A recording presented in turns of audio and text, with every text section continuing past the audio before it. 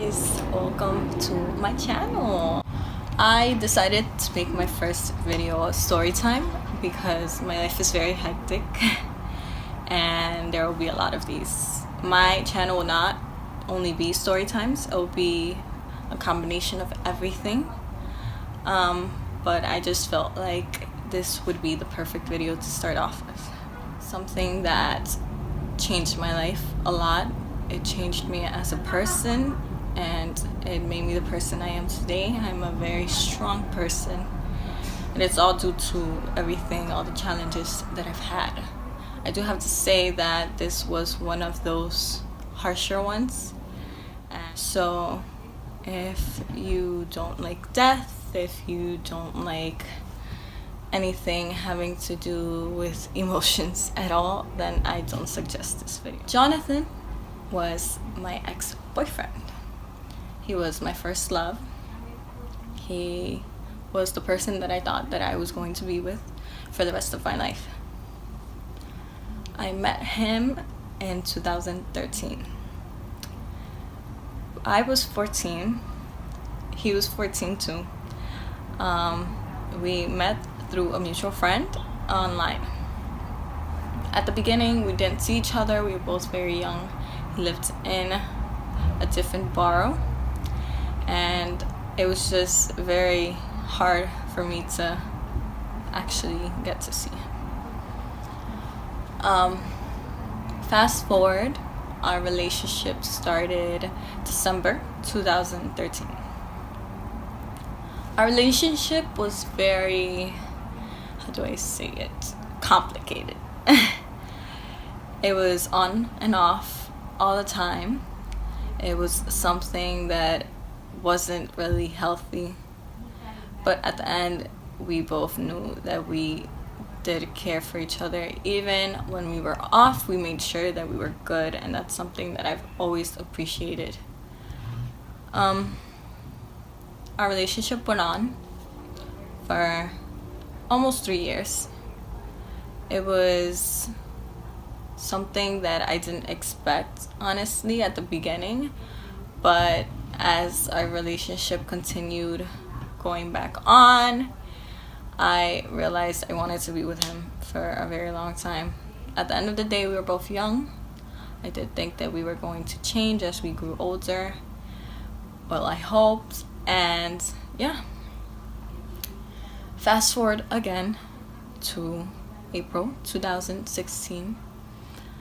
I was attending a meeting for my art school, and he decided to come and attend with me.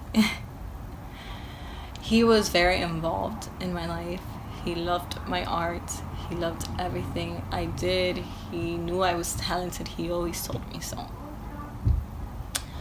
So it was a very normal day. Nothing out of the ordinary. April, it was very gloomy, raining. But yeah, I had to go to my meeting.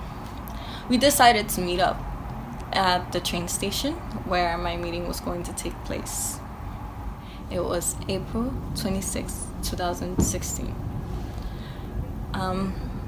I got to the train station and I saw him. He kept texting me. He was like, "I'm here, I'm waiting for you." We finally saw each other. We held hands and then we went to my meeting. The meeting was really quick. I did not expect it to be that quick. I expected it to take a little bit longer. But nevertheless, it gave us more time to spend together.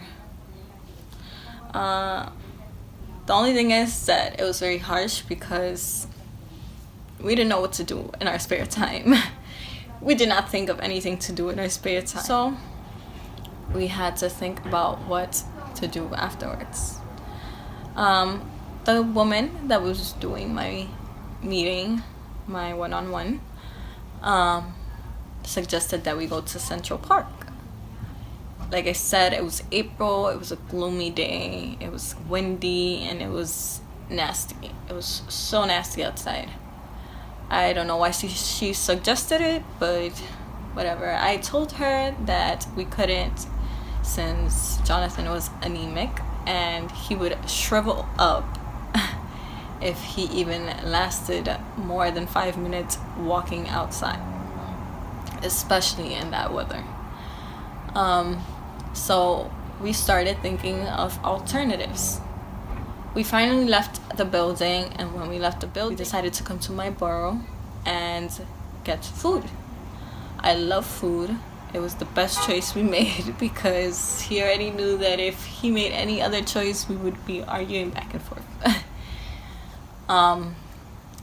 We got here and we ate and we went to my grandmother's house.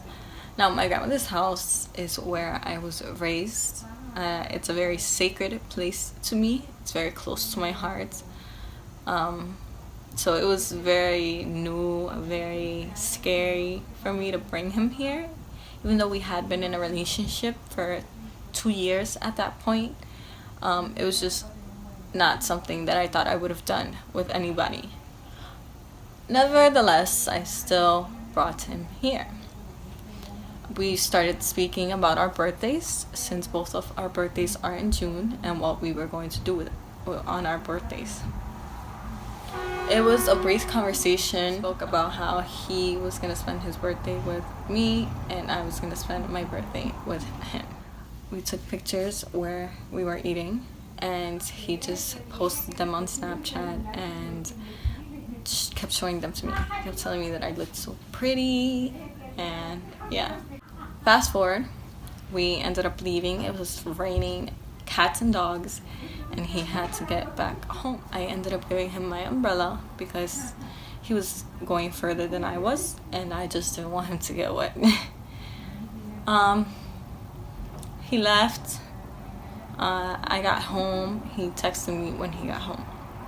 It was around 7 when he got home. Everything happened really quick.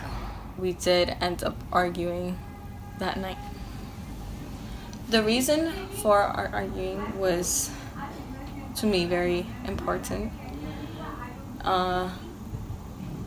He thought so too. We ended up stating that we'll just stop trying with our relationship. A conversation quickly shifted into something completely different. I didn't pay mind to that, which I always put myself down because of this. Although I know what happened was not my fault, it's just a thought of what I could have done something. We kept speaking for about an hour after that, and he told me, "I'll be right by your side even when you don't see me."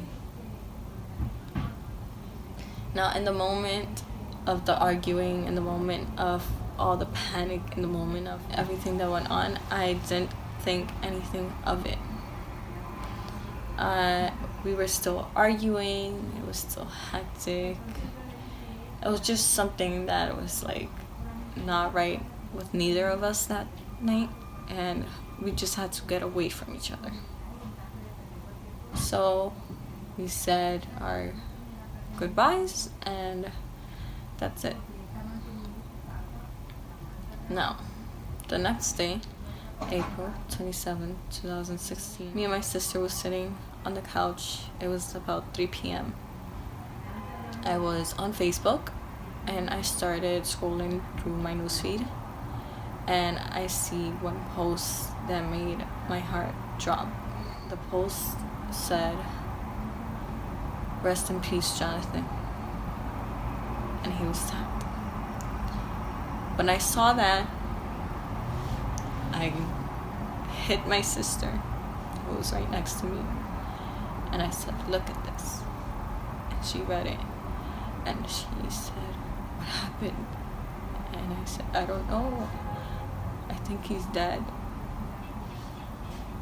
And I ran to my room. I started scrolling down his page, and all I kept seeing was "Rest in peace, rest in peace, rest in peace." And I went crazy.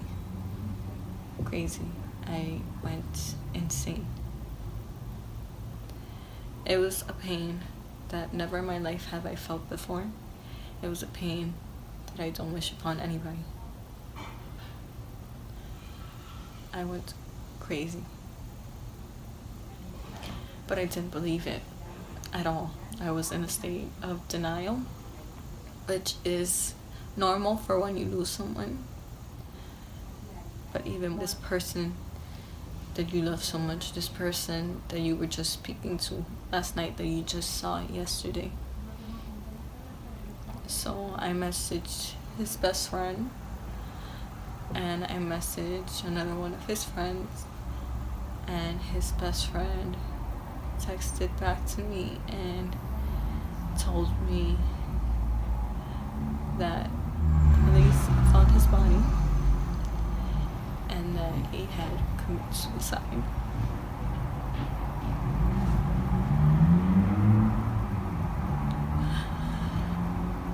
I threw my phone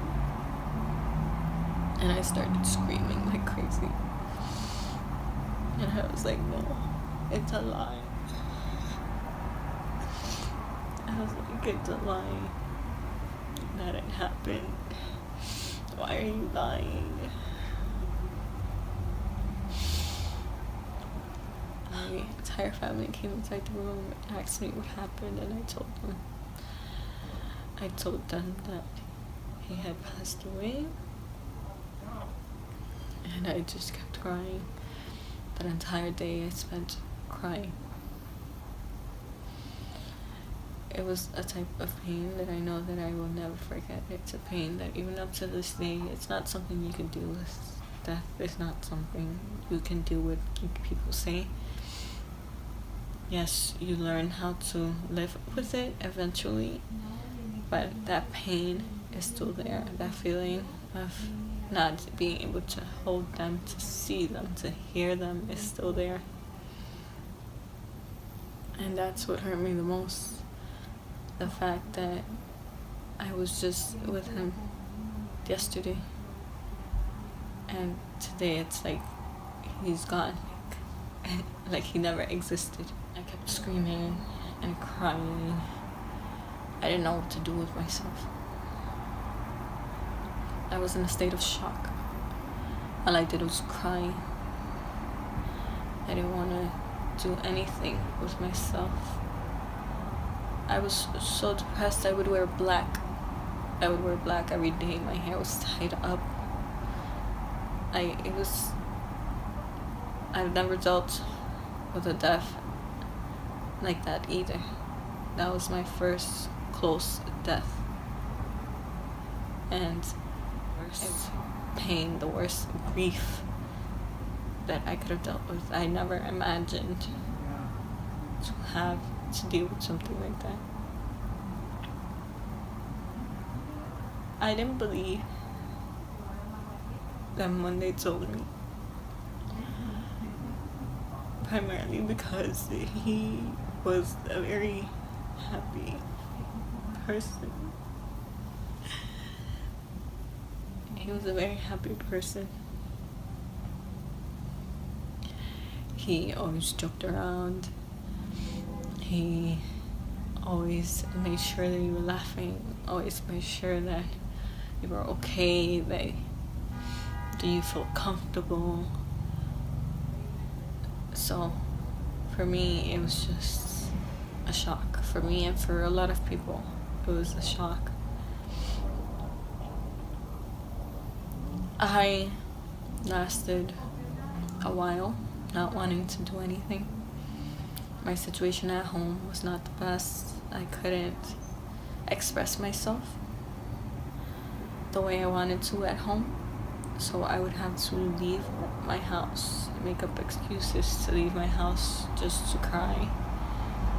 It was very hard on me, not only because I had just lost the person that I thought I was supposed to be with for the rest of my life, but also because I didn't have the support that I needed.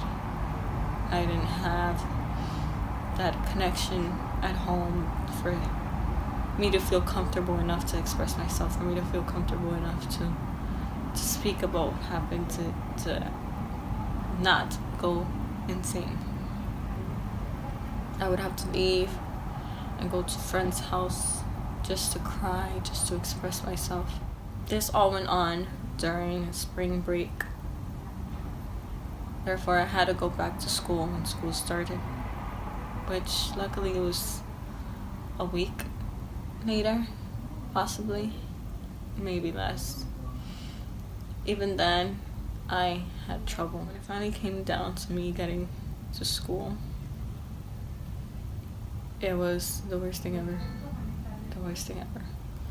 I walked into the school, and as soon as I walked in, I went straight to one teacher that always has shown me support. And when I saw her, I caught a panic attack. I cried and cried, and I couldn't stop crying. For weeks, I had to spend my time in school alone in a room because I couldn't be with people. Because me being around people caused me anxiety attacks. Me being around people caused me to feel even more pain. It took me a long time, a very long time, to actually start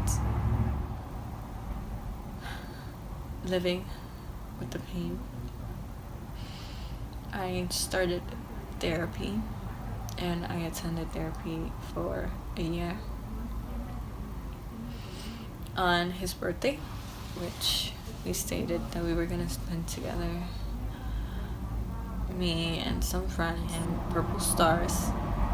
His favorite color was purple. He loved the stars and the moon, and we wrote on them and we sent them up. It was something that was very meaningful to me. It was something that I know that wherever he is, he appreciated a lot. It was just a very relieving moment. Fast forward to now, I still deal with the pain. Like I stated, it's not something you forget. He was my first love. He was my soulmate. And there's nothing nobody could say or do to help me deal with it. I will always remember him for the person he was, for the happy person he was, for the loving person he was. After he passed away, it was very hard for me, obviously, to start a relationship with someone, or just a friendship, or speak to anybody for that case. But as I started living with it, I let everybody know that he will always be the first person in my heart. He will always be somewhere in my life. Like I said, he loved the moon and the stars. So fast forward to last week, I got something much more permanent to remind him by, which is my moon over here. I know that he will always be by my side. I know that I have him as one of my guardian angels. I know that nothing bad will happen to me because he is right by my side, like he promised he would be. Well, yeah, that was my story. I would have went more in depth, but some things that you should keep to yourself, and I just felt like this was enough details. But yeah, and dedication of my Jonathan Rodriguez. I love you, baby.